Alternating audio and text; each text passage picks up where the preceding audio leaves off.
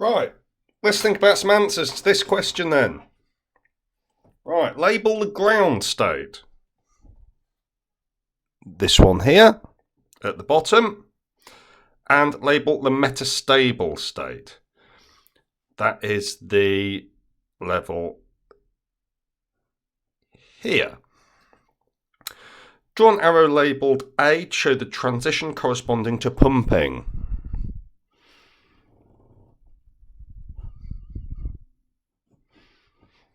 So we pump all the way from the ground state to the highest energy level for pumping. And B for stimulated emission. So that's always from the metastable state to the one below. Whether we're looking at 3 or 4 level lasers, pumping from bottom to top, stimulated emission, metastable to the one below. Calculate the wavelength of light needed for pumping. Well, the energy of the light will be 2.8 times 10 to the minus 19 joules. We can set that equal to hc over lambda, the energy of a photon.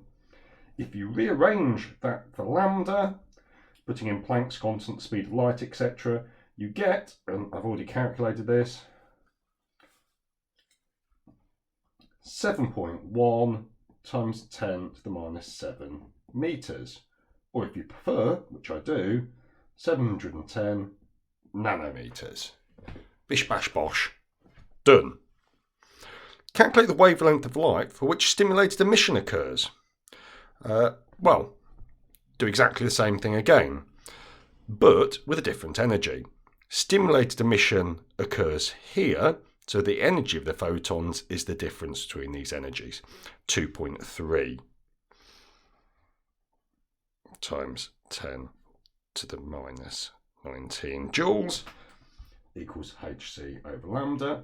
Again, rearrange for lambda and you should get, I've already worked this out, 309 nanometers.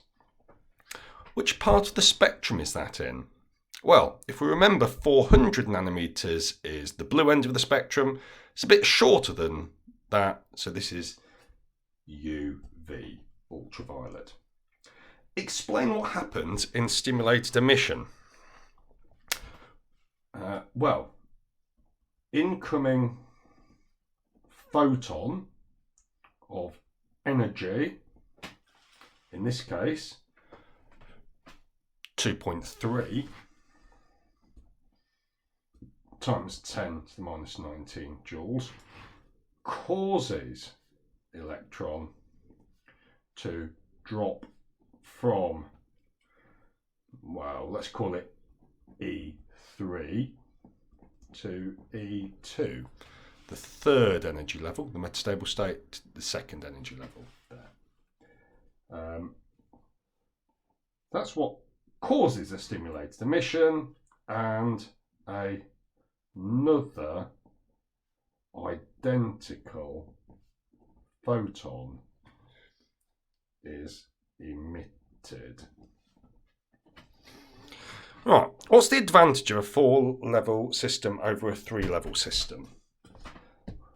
Well, in my previous video I talked about the idea that there are no electrons here. There aren't any electrons that can reabsorb laser light. No electrons that can reabsorb laser light. And there's actually also another advantage which I think I failed to mention. Sorry. If there aren't any electrons here, you only have to pump one electron up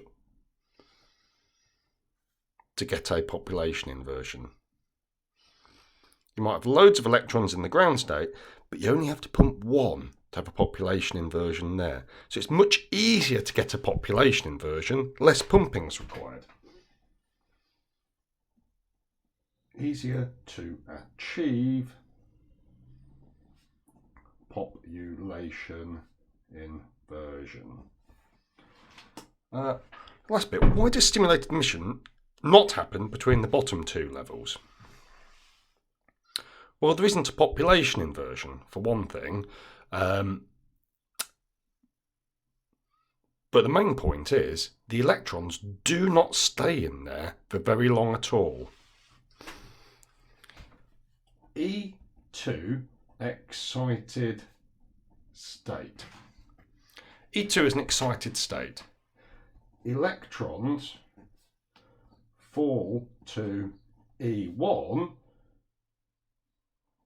so quickly, they're going to fall into the energy level 1 so quickly that they don't require a photon to cause it.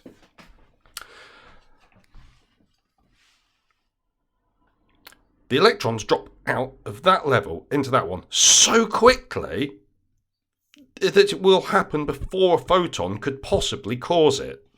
Stimulated emission won't happen there. You virtually never see any electrons there. It's an excited state. Words to that effect.